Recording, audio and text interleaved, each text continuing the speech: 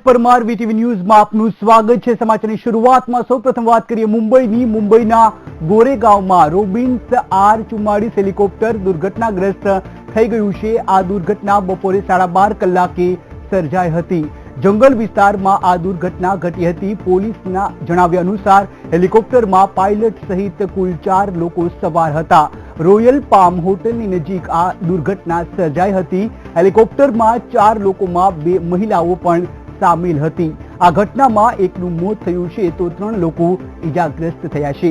ઘટના સ્થળે fire બ્રિગેડની team પહોંચી ગઈ છે અને બચાવ કામગીરી શરૂ કરી છે। રોબિન્સ R44 હેલિકોપ્ટર પ્રાઇવેટ કંપનીને વેચવામાં આવ્યું હતું।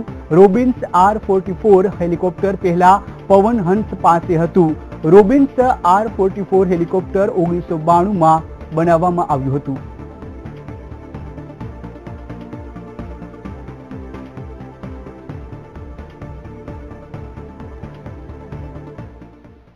घटना देखो ऐसी है कि यहाँ हमारे बच्चे क्रिकेट खेल रहे थे और कुछ पब्लिक क्रिकेट देख रही थी। ये हेलीकॉप्टर बिहार लेक की तरफ से आया, आराम से आया क्योंकि अक्सर यहाँ हेलीकॉप्टर आते रहते।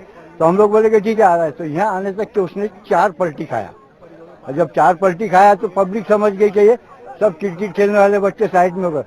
तो जब चौथी पलटी खाया और जब सीधा हुआ तो डायरेक्ट यहाँ आके गिरा और जैसा ही गिरा वैसे ही आग लगी। तो पूरी पब्लिक हम लोग की क्रिकेट वाले जो थे लड़के भाग के आए।